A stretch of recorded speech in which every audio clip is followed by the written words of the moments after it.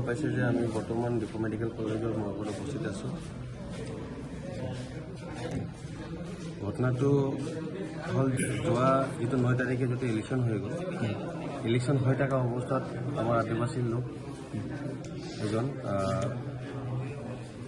কাঁঠালগুৰি L P স্কুলৰ প্ৰধান শিক্ষক কৰ্ণেল কিন্নু ডাঙৰীয়া, তেখেতৰ as a third polling officer তেখেতৰ ডিউটি পৰিছিল চাৰ্পকথাৰ এল পি স্কুল 19 নম্বৰ ৰঙমুম্বাই থানা অন্তৰ্গত।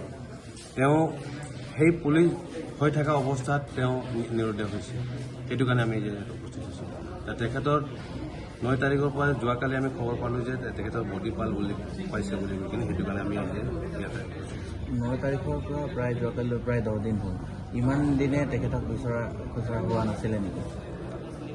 হয়, আমি জানিব মতে 11 তাৰিখে আমি এইটো খবৰটো পাওঁ। খবৰটো পাই কিনি আমি যিহেতু ৰঙমুম্বাই থানাৰ লগত আমি যোগাযোগ কৰোঁ, তেওঁলোকে কয় যে আমি বিচাৰি আছোঁ বুলি ক'লে।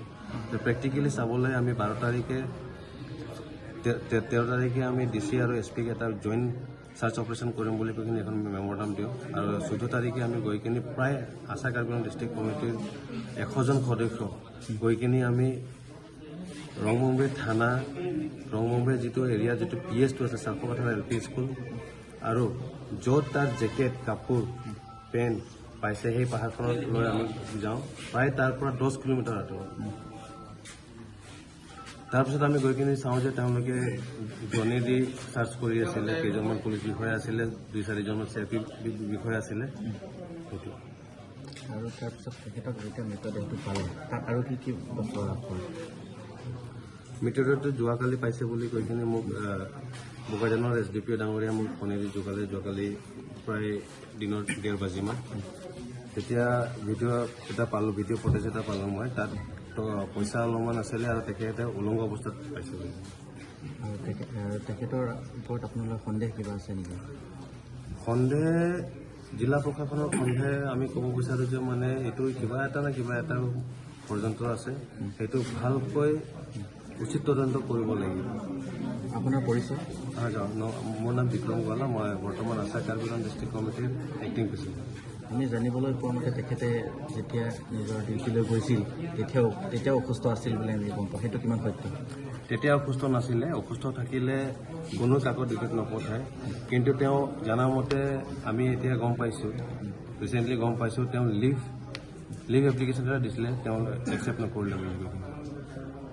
আৰু তেখেতে যোনখন স্কুলত নিজৰ কৰ্ম কৰিছিল ডিউটি যোনদিনা গৈছিলে তাৰ পৰা কিমান দূৰত মৃতদেহটো?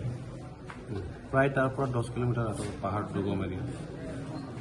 এতিয়া আপোনালোকে কি বিচাৰে? আপোনালোকৰ আমি সংগঠন হৈ কিনে এইটোৱে ক'ব বিচাৰোঁ যে ইয়াৰ উচিত তদন্ত হ'ব লাগে আৰু পৰিয়ালবৰ্গৰ সদস্যক চাকৰি দিব লাগে চৰকাৰৰ পৰা। তাৰপিছত যিটো ইলেকশ্যন কমিশ্যন যোনটো এক্টটো আছে সেইটোত কম্পেনচেশ্যন যিটো আছে সেইটো উচিত কম্পেনচেশ্যন তেওঁলোকে দিব লাগে পৰিয়ালবৰ্গৰ। আপুনিবিলাক কি বিচাৰে বাইদেউ?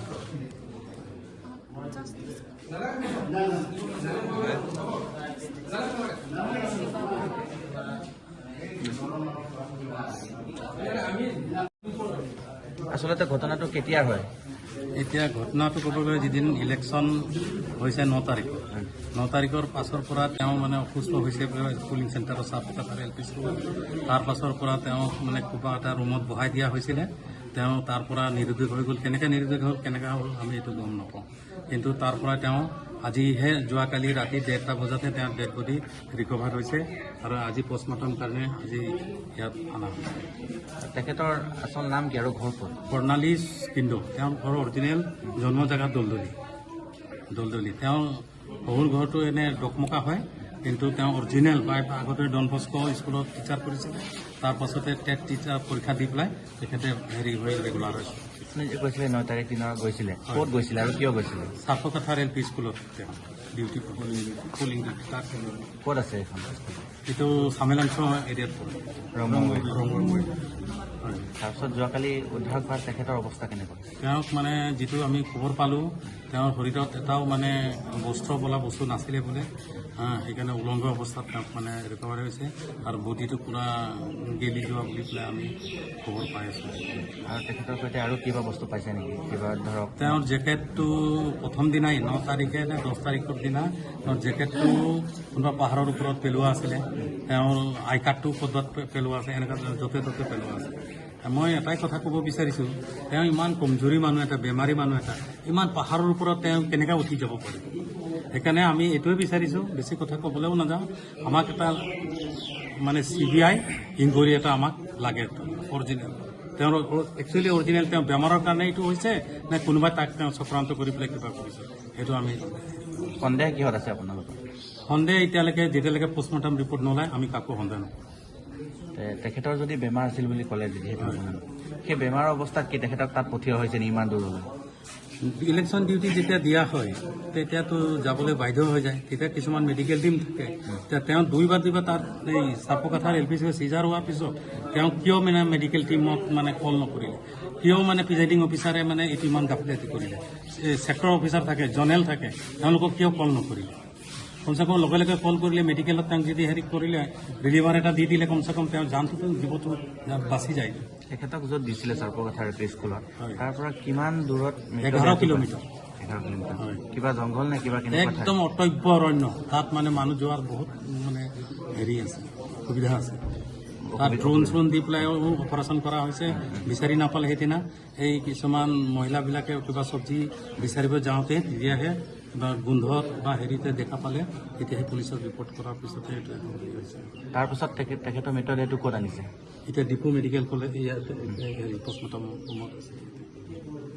এতিয়া আপোনালোকে শেষত কি বিচাৰে আচলতে? আপুনি যে ক'লে যিহেতু তদন্ত কৰিব লাগে, তাৰ পাছতো কিবা এটাতো ওলাব ৰিপৰ্ট, তাৰপিছত আপোনালোকে কি বিচাৰে সেই পৰিয়ালটোৰ বিষয়ে? সেই পৰিয়ালটোলৈ এটাই কথা আমি বিচাৰিছোঁ, ইলেকশ্যন কমিশ্যন অফ ইণ্ডিয়া যিটো দিবলগীয়া তেওঁলোকৰ যিটো প্ৰাপ্য পাব লাগে সেইটোতো ব্যৱস্থা কৰিব, আমাৰ DC ছাৰো সেইখিনি ব্যৱস্থা কৰিব বা ইলেকশ্যন অফিচাৰ ছাৰে সেইখিনি ব্যৱস্থা কৰিব। কিন্তু মই এটা কথা ক'ব বিচাৰিছোঁ, তেওঁৰ ছোৱালীজনী গ্ৰেজুৱেট ছোৱালী, তেওঁৰ ঘৰটো, তেওঁৰ মা সেই একেবাৰে অৱস্থা নোহোৱা, তেওঁ মেণ্টেল ভাল নহয়, গতিকে তেওঁ ছোৱালীটোক যাতে ঘৰটো যাতে এফাল নহয়, তাৰ কাৰণে তাক কিবা এটা ৰক্ষণাবেক্ষণৰ কাৰণে কিবা এটা চাকৰি বাকৰি দি পেলাই যদি ছোৱালীজনী কৰে ঘৰটো কমচে কম বাচি যাব। আপুনি আপোনাৰ পৰিচয়? মোৰ নাম উজ্জ্বল কুমাৰ তাঁতী, মই কাৰ্বি আংলং আদিবাসী এমপ্লয় জেনেৰেল ছেক্ৰেটাৰী।